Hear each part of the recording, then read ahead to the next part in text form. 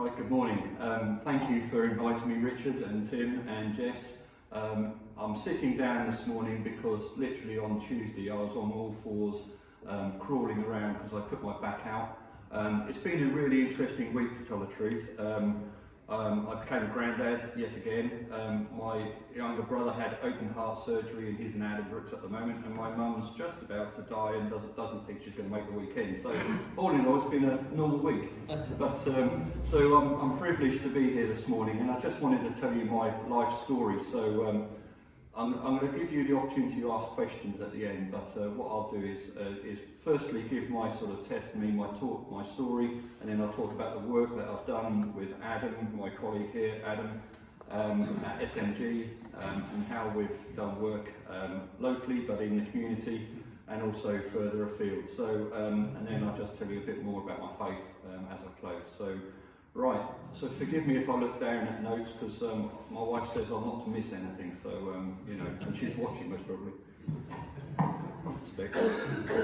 Right, so the story so far. I was born in 1966 in Longacre. Some of you may know that maternity home in West Brunton. I'm married with 4 children. What is that come up? No, it hasn't, okay. I was married with 4 children, was brought up in a very strict Brethren environment.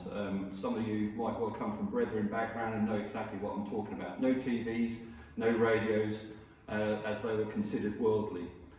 Thankfully, my parents realised that this wasn't the way to go, and we left that and became members of Sheringham Baptist Church, which some of you know and some of you have been to, which is now the Lighthouse Church. I became a Christian at a very early age, but never really understood what I'd done, to tell the truth. I didn't really get it, and I didn't necessarily live as a Christian either. I enjoyed the fact that in the week I could be as naughty as I liked, but on Sunday I had to behave myself because my parents took me to church. And that was as much as my Christian life was at that stage. I went to the old Sheringham Infant School, which some of you may or may not know. It was a lovely community school. I loved it there, and we had great fun. And the great thing was, it was like the old Cromer Community School. You got to know everybody there, and it was great. I had real trouble with reading and writing though, and was considered slow, backward, by some teachers even thick. And so I had to have additional reading and writing lessons after school. In hindsight, I shouldn't have gone there, but my parents decided to send a Sheringham boy to Cromer High School, which intensified the situation of anxiety and stress. I'm just going to ask firstly, before I talk about Cromer High School, is there any teachers here from Cromer High School? Or in past or present? Anybody know me? No? Okay, good. I'll tell the truth then. According to my parents, they said that Cromer High School was better than Sheringham. I debate that now, but there we are. I felt like Daniel in the Lion's Den. There's a lot of tension between the 2 towns, and still is to a certain degree, but not as much as it was when I was a young lad. So I was bullied. I was the boy to pick on and bully, and it was a very hard and lonely time at Cromer High. I learned a few things which weren't necessarily good things to learn. I learned how to skive and avoid school as much as possible. I won't tell you how. However, I was quite entrepreneurial because I had a friend of mine who used to catch the bus with me. He used to come from Weybourne, so he went through similar sort of problems as I did, but he was on the poverty line, and he got free lunches, and he also got a free bus pass, and I thought, this isn't fair. So I said to him, how'd you get your bus pass? And he said, well, basically, I just go into the office, tell them who I am, give my number, and they give me a bus pass with my photograph on. So I said, could you go and get another one? And I you know what I'm going to do. So I got another one, he gave it to me, and it was a bus pass for a whole year, which was brilliant. And I cut the photograph out very carefully and stuck my photo in, and used that for a year. No, my parents didn't know anything about this, so I got bus fare from my parents, which was spent down in the amusement arcade. But there we go. So at an early age, I was quite entrepreneurial, I think. Yeah, the neck gets worse. In the 3rd year of high school, my reports were getting worse and worse, and I was getting D minuses, if you know what D minus is, in most subjects. And it got to a point where I was so embarrassed about my school reports, I decided I'd fake my mum's signature and send them back. And I got away with it in the 3rd year. So I thought, right, fourth year I would do the same, fifth year I did the same. Sadly, my parents never realised that I'd done that, and I got away with it, which was a relief, because I would have got such a rollicking if they'd seen my reports. So yeah, it's not good that I'm good at faking things, but it's a skill. Once we were in RE at Cromer High School, and we were asked to read Mark's Gospel, and I really struggled to read it, to tell the truth. I was so anxious, and when I came to read it, I stumbled, and I was laughed at and became, you know, the class idiot really, and maybe even less happy being there and confident. And the teachers didn't see that I had a problem; they just thought I was just backward. So I learned to fake sickness more, and I missed school as much as possible. I left school with 0 O-levels and poor CSEs, if anybody knows what CSEs are. When my history O-level was, I was supposed to be in attendance at history O-level, we had a family on the court of the Nissan garage serving petrol, because I felt working was more important than education, which is not true, but there we are. So I left school, wanted to pursue carpentry because that was the only subject I excelled in. I was very good with my hands, loved art, loved creating things. So I went to Bullen's in Cromer for an apprenticeship. Sadly, I didn't get the job, but my friend at the time, Adrian Buck, got the job, and he's there to this day now. Some of you may know him. Moving on, my nan was a real inspiration in my life, a devout Christian and a real prayer warrior. And one day she said to me, and this is such a, at the time I thought it was a joke, she said, "Ian, one day you'll become an architect." And I was laughing inside and thought, what do you know? I can't even read. How on earth can I become an architect? Architect is mostly one of the hardest things to become, in line with doctors, etc., and vets. However, God knew differently. I landed a job in Sheringham with a local designer called Robert Lord. Some of you may know him, some of you may have some interesting stories about him, but he was a good man to work for, taught me a lot of things, some good, some very bad, and I went to City College part-time, did an HND and HNC.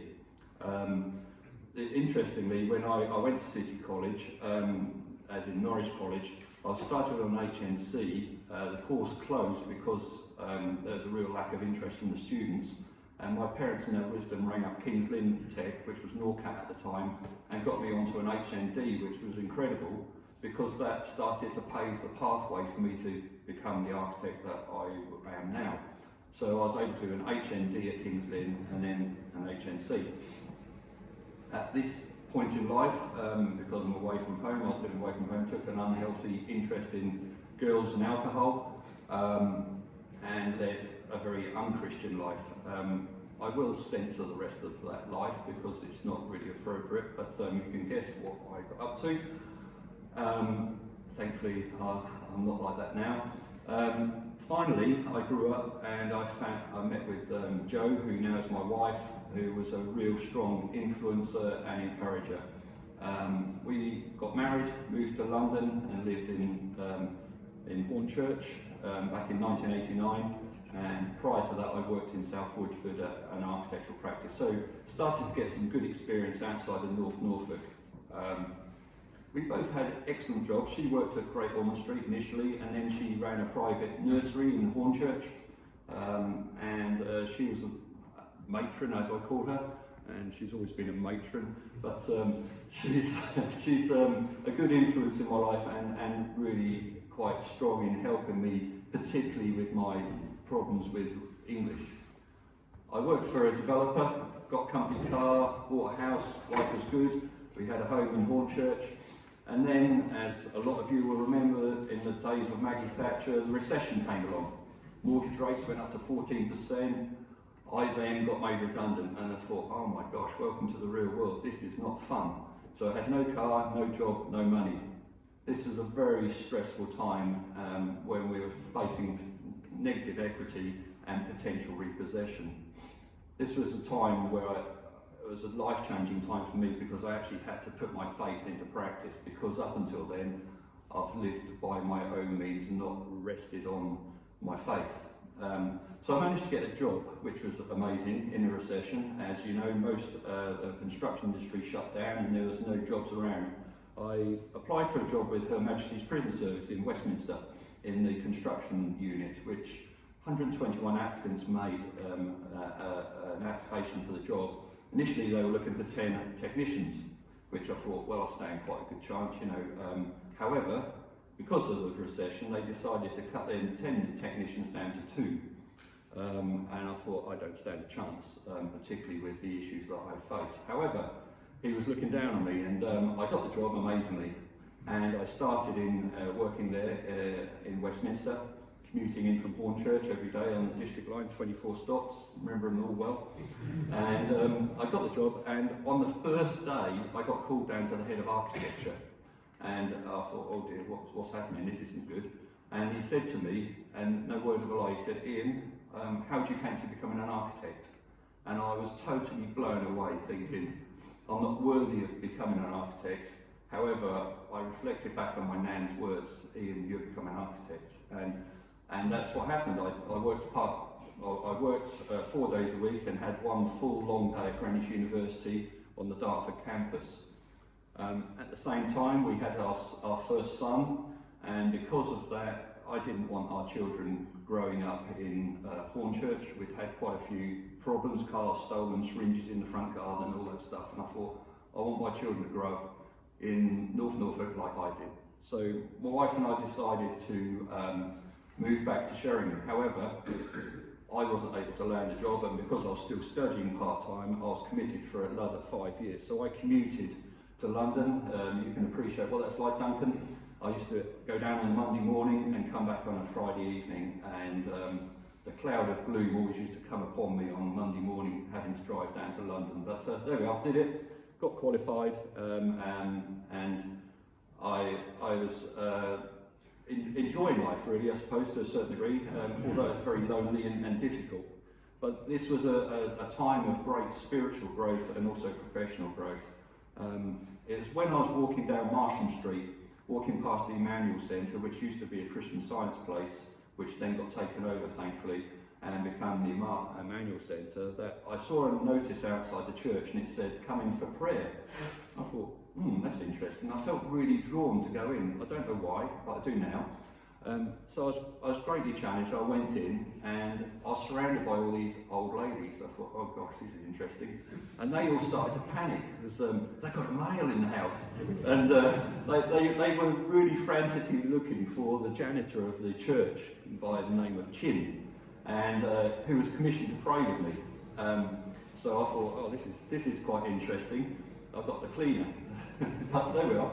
He prayed for me, and he became a fantastic friend. But as he prayed for me, he said to me, Ian, he said, I saw a dove land on your head when I was praying for you. And I said, wow, what's that? He goes, that's the dove of the Holy Spirit. And I thought, really? And I was blown away, because I thought, up until then, my life had just been going through the motions of a religious Christian rather than an actual Christian, if you know what I mean. So after 7 long years, I qualified as an architect at Greenwich University. Sadly, my nan didn't see that achievement. However, I'm sure she knew in her spirit that I would have done it, because she was told. Having spent 8 years working for Majesty's Prison Service and designing prisons mainly, so if ever you need to get out of a prison, let me know. I know the exits. I've still got my pass. Not that they know that, so shush. I wanted to obviously get back and join my family back here in Norfolk, and I managed to land a job in King's Lynn at Carter Design Group, which is where I met Adam, who's become a good friend of mine and now my business partner. We worked on many large design and build projects, and it was a good time. I learned a lot.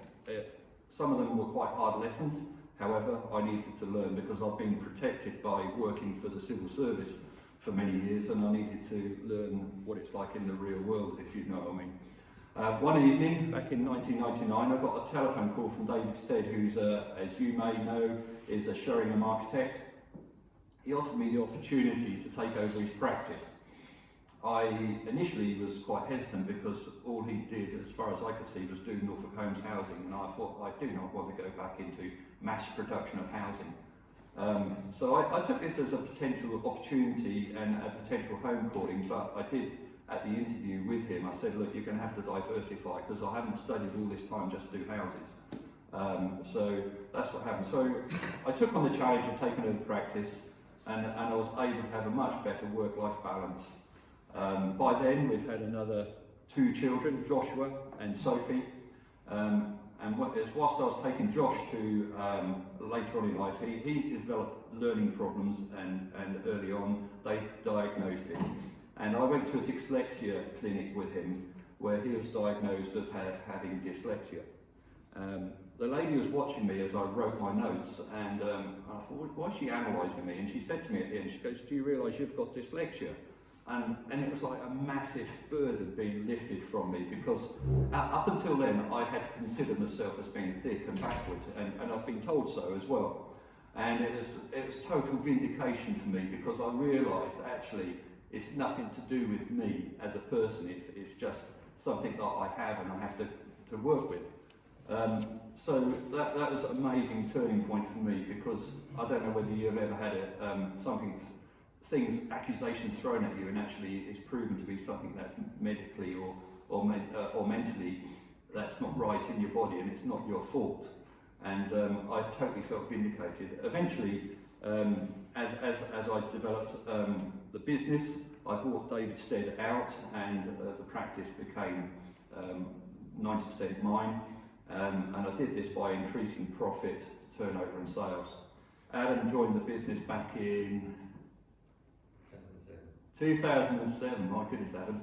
I poached him from a Carter Design Group, because I always said to him, if ever I get in the position where I am running a practice, I'd like him to come along as my right-hand man, which he has been since 2007.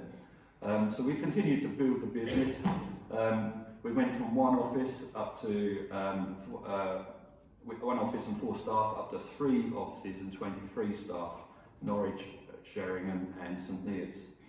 The practice was going exceedingly well, and then guess what happened? COVID came along. COVID was an awful time for us, as it was for many people, and it nearly wiped us out. We went from the 3 offices and 23 staff down to 1 office and 10 staff or 11 staff. However, being a man of faith, I trusted that the Lord would pull us through. And he's doing that, and we're starting to grow again. We now have 2 offices, 1 back in Norwich and 1 in Sheringham, and 11 staff. And we're building a good foundation in which to rebuild the business. So, as you know, we've worked on many types of architecture. And what I'm going to do now, I'm trying to sort of knit the 2 together. I'm just going to give you a taste of what we do. I won't explain every slide, but so I'm going to start off with some of the architecture we do. So, SMG are involved with quite a lot of domestic work, and quite often somebody will come along to us with a project like what you see behind me. What can we do with this? And as you can see, it's the old Printworks in Sheringham, and we turned it into a lovely hall. So what we'll do next is we'll produce sketch designs. This isn't that particular project, but it's a good sketch design. So just show you, we sort of work out concepts and ideas, making sure I've got the same slide behind me, and then that building that you saw, we turned into that, which is now an Airbnb and accommodation, and that's what it's like inside. So quite a transformation from what you saw on the first slide. We quite often get people coming to us who want house makeovers. Now this was a traditional looking bungalow in High Kelling, so we built a very modern pavilion on the back of it. So it's actually very inside and outside, and the client was delighted, and that was a sort of pavilion. I just love open spaces like that, and the more open plan, the better for me as an architect. However, others might prefer not. This is a new build which we built also in Holt, which is a bit of a local vernacular mixed with modern vernacular, and it's all about trying to sort of get your property to relate well to inside and outside, so the building flows rather than you feel shut away. This is one of my favourite projects actually. It's tiny. That little porch that you see in the corner there, it's just something that was inspired by when we did the Lighthouse Church, but I felt the detail of it and the way it worked out was really quite sweet, and the way it married in with the existing timber frame building behind. We do a lot of makeovers again. You know, this particular one it's not my cup of tea, but however, we quite often are led by clients. We advise them, they don't necessarily listen to us, but I wouldn't have necessarily done it that way, but I put the slide in there just to show the diversity of buildings. This one I prefer, because again, you can sit inside and still be part of the garden, and I think that's so important these days with mental health problems, and particularly during COVID. You know, we also do very traditional sort of buildings, but try to bring a contemporary edge to them. And this was just an extension to a barn, obviously up here in North Norfolk. In North Norfolk we get quite restricted in what we can and can't do because of conservation areas. This is Stiffkey, if anybody knows the area. Absolutely beautiful area, and that's the aspect of the extension you can see on the building there, and this is the extension. So again, you know, a beautiful, elegant extension which takes in the maximum views of the area. Barn conversions is something that I thought would have dried up by now, but we're still doing a lot of barn conversions. This is the one over at Saxthorpe. Using the right materials is essential. As you can see, the floor is a polished limestone, and because of that it reflects the light around and makes the barn feel very light and airy. And it was an old blacksmith's barn, so if you see the stairs and the balustrades, they're all made of cast iron, because we're trying to reflect the sort of nature of what the building was previously. This is a new build. Can't remember where this is, Adam, but it's you know, again in conjunction with the client and the client's understanding and brief. Conversion of what is, I would say, a council house, made it a bit more contemporary.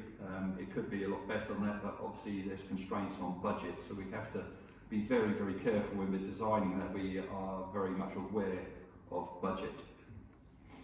This is a two-storey extension to a rear of a bungalow. Thankfully the land fell away from the back of the bungalow, so we could get 2 stories on the back of it. So on the front side of it, it's just a single bungalow, and then it opens up and you've got the lounge and bedroom areas upstairs. Again, very simple Norfolk sort of architecture. This is one of my favourite jobs. Very simple. This is the old post office at Stiffkey, and you can see the old archways where they used to take the post trolleys through. And what we wanted to do was preserve those and bring them into the house. So the client wanted a very simple sort of near enough structural glass encasement, and it just worked out so beautifully, and it's one of our favourite projects, I say, with you, Adam. And the client had deep pockets, so you know, the quality of the architecture could be a lot better. So yeah, as you can see in this picture, there's a well also incorporated within the design, and that looks over the Stiffkey Valley, so it's beautiful. More simplistically, another house makeover and extension. Some of these projects I put in here I don't necessarily like myself, but I know others might. It's all down to personal taste. When I was at university, I used to think there was an ultimate design for everything, but there isn't. And this one, my wife likes, I don't. It's a 1970s bungalow that somebody's asked for a makeover and to be made more open plan, so that's what we did. There's a commercial element to SMG. Adam tends to get more involved with the commercial side than I do because of his background at Carter's, but we've done many different places. This is a wedding reception venue at Norfolk Meads Hotel. Some of you may have been there for meals or parties or whatever. It's a very popular venue, and it's within a walled garden, so we had to keep the roof very low profile so we didn't come above the walled garden, and I think by doing that make it look very pavilion-esque, and I really like it. Some of you may know this project, a National Lottery funded project, which was the Trimmingham Village Hall. A great space for, again, community projects, and it's just a joy to be involved with projects of that nature.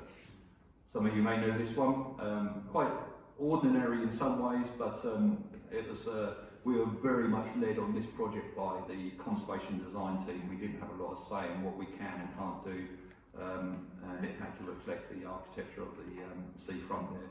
However, they sold like hotcakes, those places.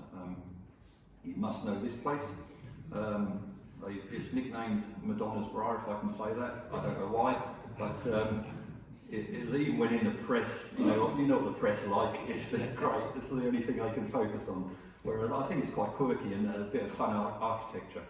And we were asked to be imaginative in the design, and I think, you know, it's got childlike qualities. It looks like somebody's playing in the sand and sticking, you know, bucket upside down, and you know, it's a bit of fun, and we really enjoyed that. And this is a toilet block which we've just won the Loo of the Year award, the accolade of Loo of the Year, and it's been a real privilege to work with North District Council on many of their public conveniences. Some people say toilets are us, and it certainly is ending up that way, to tell the truth, but there we are. As you may or may not know, I've been involved in Uganda for a long while. There's a place called Lumpawee out in the sticks. I've helped develop a school out there, and when we go out we do feeding programs. In other words, we buy a lot of gear and we give it out to all those in the community, and we get some very happy people. That school building behind we built, Adam's wife has been out to help us do this, and over the years we've made it up to a very good standard. Got electricity and lighting and disabled access and everything else, and it's been a real privilege to serve the people of Uganda. And over the 12 years of which we were going out there, we took many people from Lighthouse and many builders and friends of mine too. My wife is an avid what's this called? Sewing, needlework, whatever it's called. Knitting. Thank you. And she taught them all how to knit, which was very popular, and they really enjoyed that. One of the things we also do is take cases of gear out there. Every time I go out, we end up taking cases. The most we ever took one year was 24 people with 48 cases. It's a real joy to just be able to bless these people who have hardly anything. One of the things we do is take a nurse with us, and as you can see, this I know it's not very nice after breakfast, however, you see that heel of the child's foot, that is an animal that's growing in his foot, and very uncomfortable. Sadly, the locals will cut them out of razor blades, which is absolutely wrong. So what we do here on the left-hand side of the picture is we actually drown them in a mixture, and you keep them in there for 10-15 minutes and actually fall out naturally because they perish, which is a far better way of doing it. Local kitchens are quite interesting, as those that have been to Uganda will know. However, we always make an effort to feed all the children whilst we're at the school and to ensure that they're well catered for, as you can see. I don't know how on earth they make 300 odd meals with those in such basic conditions, but they do. We quite often will take teachers out there and do teacher training with the staff. We also, because I'm a practical guy, do a lot of building work. These are British-made benches with Ugandan wood, which is interesting, because their wood is not the same quality as what we have. I take, quite often when I go out there, I'll take my good friend Mark Welsh, local builder, out there, and he's not afraid of going up on that scaffold. I would not go up there at all, but he was up there and the only bit he had to stand on is the bit where his feet are.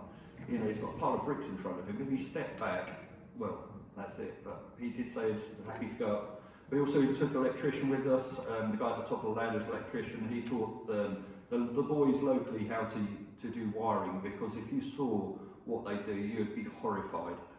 So we brought it up to British standards as much as we could, and we taught them how to do that. We also, we don't just go out and do the work ourselves. We get local people helping and pay them and give them incentive and teach them skills as well. One of the other things we built was a toilet block, that's nearing completion there, and also water collection, which we've now put a filtration plant on. So it's been a vast array of work out there, and we've really enjoyed doing that, and taking teams. Maximum team we took was 24 people, as I say, but usually we take a smaller team because it's more manageable. As you know, as architects, we've done church work, and this is mostly our flagship building, which Adam is more responsible for than I am, to tell the truth. He oversaw the project from conception through to completion, but it was a joint effort on design and implementation. And as you can see, we were encouraged, and the planners encouraged us to break the traditional mould of church, because I just find churches intimidating, and we wanted to make it a community church and one that's open and friendly. Hence the reason why there's a lot of glazing and modern elements to it. The amazing thing was we built it for less than £1 million, which I can't believe to this day. St Peter's Church in Sheringham, again, I find the beauty is in the detail, and we were very fortunate to be involved with that, and using traditional crafts as well, nap flints and stonework and things, and that got an accolade. I think the Graham Allen Award as did other projects. Adam was responsible for doing the Salvation Army hall in Sheringham, and Paul was the designer. So we took that on from you, didn't we, Paul? And we were able to build that out and get that built with Smiths of Honningham.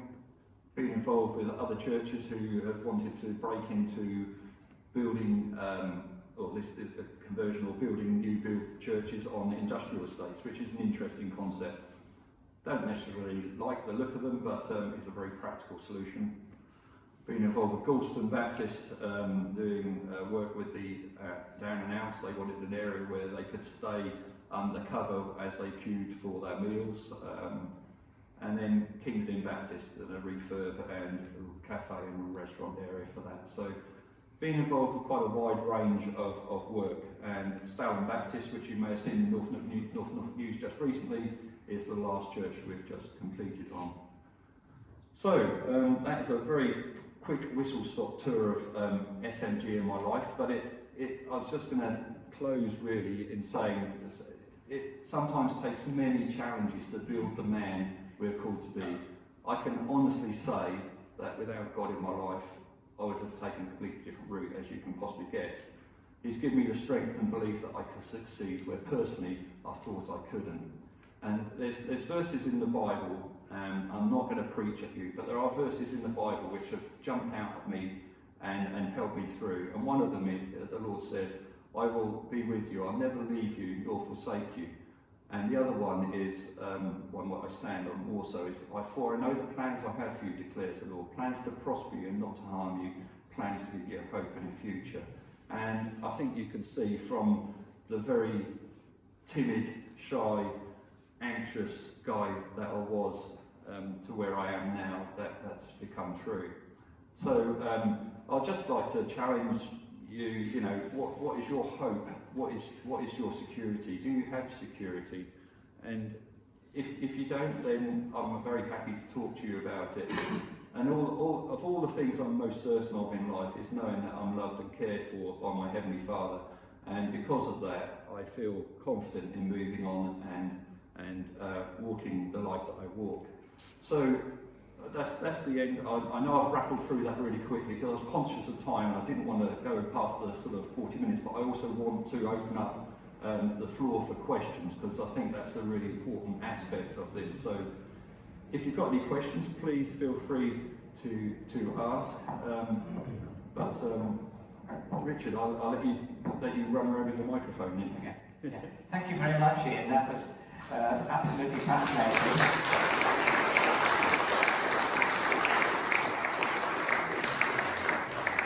It was not only fascinating, it was also inspirational to see how God can really make a difference in one person's life and transform it for the better. So thank you very much for that message. And now we've got quite a lot of time for questions, which is great.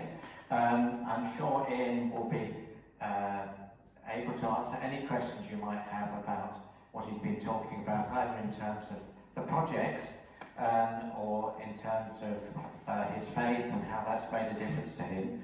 If it's a purely architectural question, then you might like to, or at least Adam here might like to answer. Is that right? Yeah, if you want to. Yeah, I don't know if you. Okay, so I'm going to come round with a mic. So if you just put your hand up if you want to ask a question, I'll come over with the mic, and if you just wait till I arrive, so that it actually gets recorded properly. It's interesting. Why did you actually, or what was the connection with Uganda, and how did you pick that particular project? That is a very interesting question.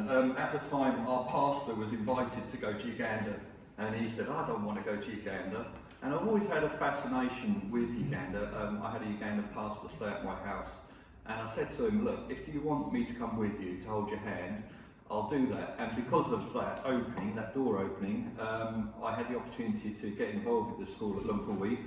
And at the time, I was supporting a charity and helping them, and eventually we set up our own charity and took over the project. So for 12 years we were out there in Uganda doing quite significant works, and it was an amazing time. The time the Ugandan work came to an end, I had a vision. Now a vision is something that I felt was God-given, and in the middle of Lumpurwee is a crossroads, and I saw this golden tear falling down into the middle of the crossroads. And it transpires that when we had the uprising in Uganda, that whole area, all the houses were knocked down, lots of people were killed, there's mass graves, and it's like a tear was coming from heaven and landing in that area. And we felt we needed to show the Jesus film in the middle of that village, and we did, and that was our closing point of that charity and mission. So it's quite interesting how that all panned out. Thank you. Thank you. Duncan. Ian, that was incredibly inspirational. As we all know, North Norfolk is one of the most beautiful parts of the, I'd say, world to live in, and that's why you came back. But it also has one of the biggest challenges that your line of work is involved in, and that's housing pressures. Most of the pictures you showed us were beautiful, but I suspect a lot of them will be owned by people who may well be second homeowners, or people who are retiring and with lots of money moving into the area and converting a house which takes away a home for people who are trying to live in this area. So you know what I'm going to ask you. We now have the highest number of second homes in the entire country, up from Westminster, and there is more homelessness than there's ever been before. 10 years ago, when I was just a local councillor, we had virtually no homelessness. Now it is a real problem. The government's idea, which has been pushed by me, and I'm relatively proud of that, is to double council tax on second homeowners. Not because I'm a socialist, but because I think that people who have got a little bit more can contribute a little bit more. What's that going to do to your business? Is it going to damage it? Will it take away business because people will not have so much? And will it, do you think, at all help the market, which is what we're trying to do, and contribute more money to build more homes that are affordable? Well, I totally agree with you. It's a big dilemma, and I feel really caught between, you know, I'm providing employment for locals, but also we're taking away homes, and it's like a real dichotomy. However, I do truly believe that doubling the tax is a great idea, great initiative. I think if people want to have second homes up here, they should pay for the privilege. And that money should be diverted in such a way that there are homes provided for those that can't afford. I was saddened when all the council housing stock was sold and that sold off. I think, you know, that maybe wasn't a good thing, and I think we do a lot of social housing. We work for, you know, Flagship and various other enterprises who are, and Victory Homes, where we are doing affordable housing. But I think it's a sad situation, and you go through Blekey in the winter, and it does sadden me, and we're guilty of helping that. But I take the argument we're providing employment as well, and builders, etc. However, you go through Blekey in the winter, and it's like a ghost town, and it never used to be. And I think, what are we doing about this? You know, from the political realm, I think that needs to be addressed. You're right, we've got too many second homes up here, but it needs some radical rethink as to how we overcome that problem. Yeah, and get a balance right. I don't begrudge them being here because they provide a lot to the local economy. However, I think they need to provide more. Thank you. Is that the right answer? Yes. Well, I'm a conservative politician. Tim, I think you've got a question. Just wondering whether climate change and the greater emphasis on the environment, etc., how that has affected your thoughts and your business. Yeah, absolutely. I mean, we're heading to do zero carbon housing, which, you know, locally sourced materials. We're all for that. We have every endeavour to try to make our buildings as green as possible, but the problem we find is that any green building comes with a high price tag. And I think as technologies move on and they become cheaper, we should hopefully become greener. But quite often when we're doing these projects, there is a budget we have to work to. So that budget will then dictate what type of green energies we put into it. You know, I love the fact that we can use photovoltaics, air source heat pumps, and be pretty much off grid. However, most people can't afford that because you're talking a large investment. So I think the more the government are able to promote this and get the price of it driven down, the more it will be embraced. But, you know, we as a country, I think we're world leaders in a lot of these things, and, you know, we should be leading by example. Jess? Could I just make a comment? Ian? I've got a grandson who's dyslexic and schoolphobic, and you've given me great hope that I can pray on that he can achieve a great deal. He's quite artistic and good at things, so that's really great. And thank you for inspiring me to pray on in a positive way for my young grandson. No, thank you, Jess. I mean, dyslexia, actually, if you know what you're facing, can be a strength. And, you know, if you get the right people around you, the right supports, the right softwares. I mean, I was very, very blessed. My wife is fantastic at English, so I would put half of my studies, my degree certainly, down to my wife, because I wrote my thesis and she rewrote it. She put it into English, basically. And literally this morning, all I've read this morning, it's been checked by her because I can read it and it makes sense. Whereas if I'd have done it, I'd been struggling. So, you know, it's a matter of understanding the difficulties you face and seeing how best you can address them, and don't be afraid of getting help. So, my name is Kelvin. Okay. I was very interested in your talk, and our generation grew up in perhaps a much more Christian world than today. And I'd like to ask how you imparted Christianity, or what's your advice to impart Christianity to the next generation? Okay, thank you. I mean, I am really blessed in the practice. Well, everybody knows that I'm a Christian. I don't hold that back. And you know, I've worked in architectural practices where the language is blue, the pornography is everywhere, and in my office, and I haven't asked them, they know what I stand for, they know what principles I stand by, and I nailed my colours to the mast very early on. And they don't have, there's no smutty jokes, there's no pornography, there's no swearing even, you know, obviously the odd expletive is acceptable, but, you know, it's very, very respectful, and I love that fact. And I've had situations where people have come to me privately and said, can you pray for me?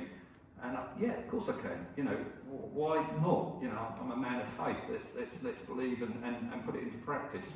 So I'd say, nail your colours to the mast. Also, I do a lot of youth work at the Lighthouse, and I work with the young people.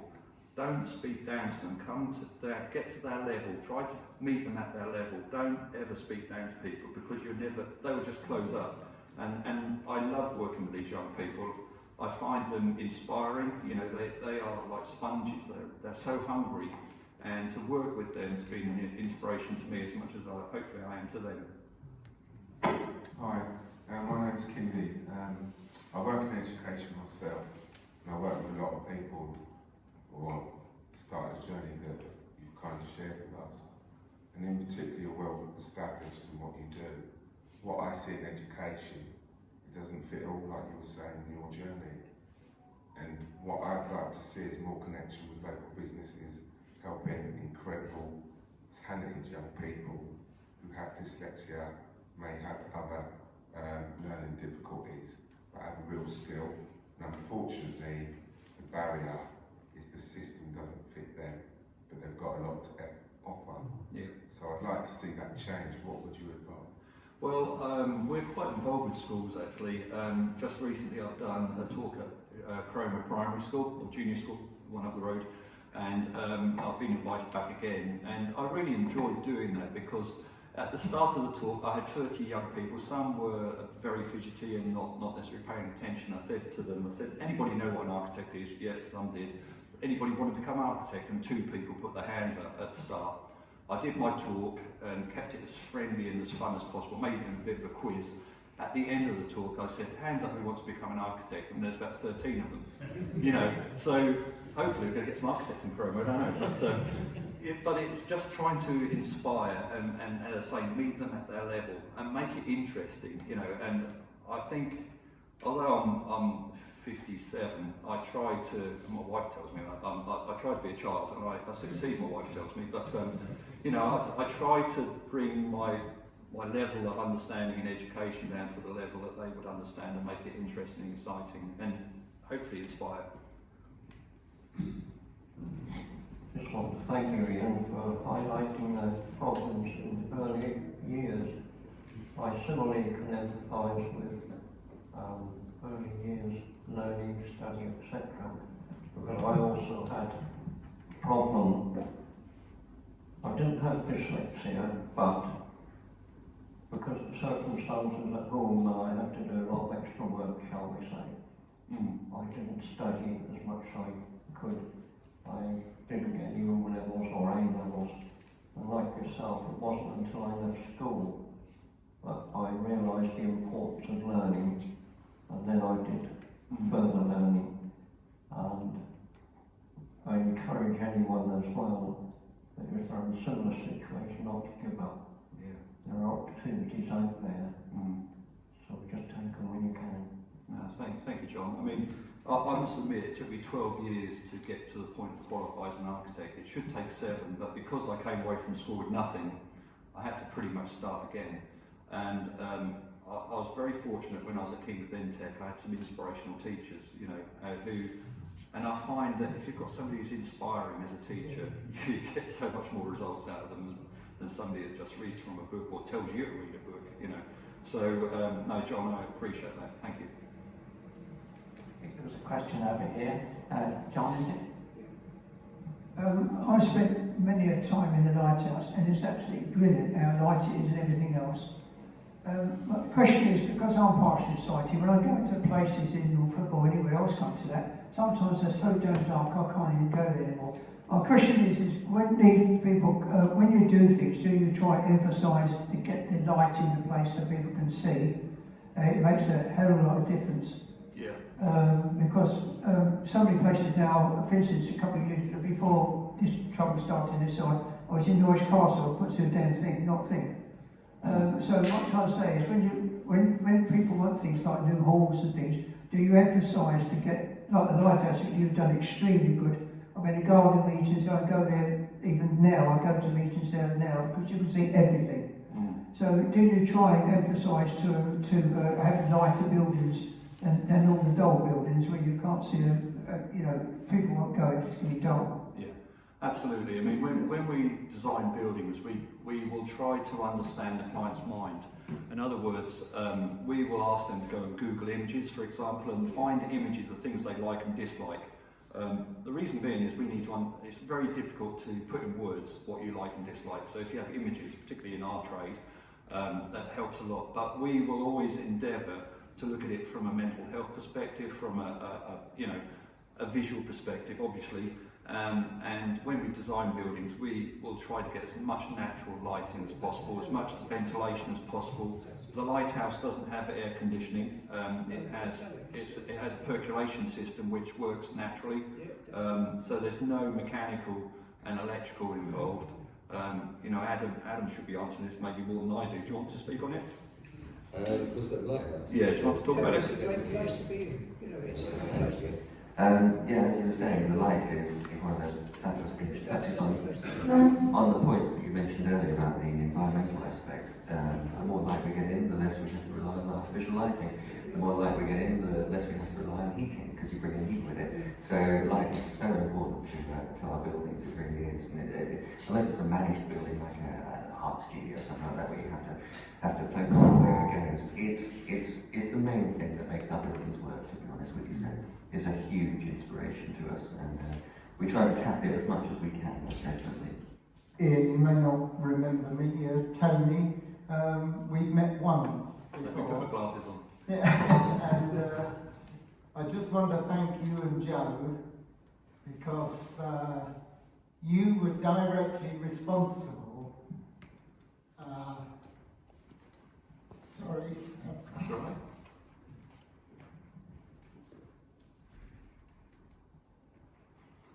It was through you that we hosted a Ukraine family. Ah, yes, yes. And they have been such a blessing Good. to us. Good. They're sadly for us back in Kyiv now as a family.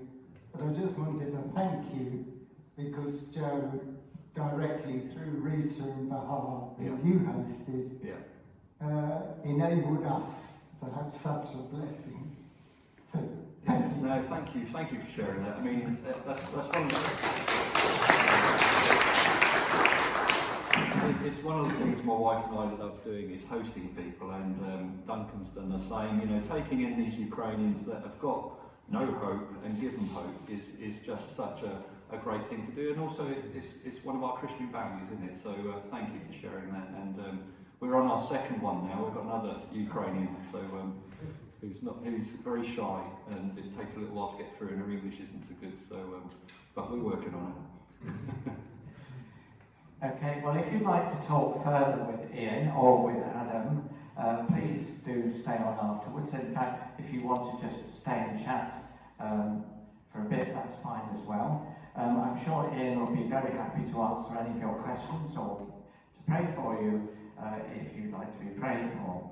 Don't forget to tell all your friends and family about the recording of this morning, which will become available on the church YouTube channel later in the week. Don't forget you can look at some of the previous Brekky's talks as well. So I think it just remains to say a really big thank you to Ian for a fascinating talk and an inspirational talk. So thank you very much, Ian.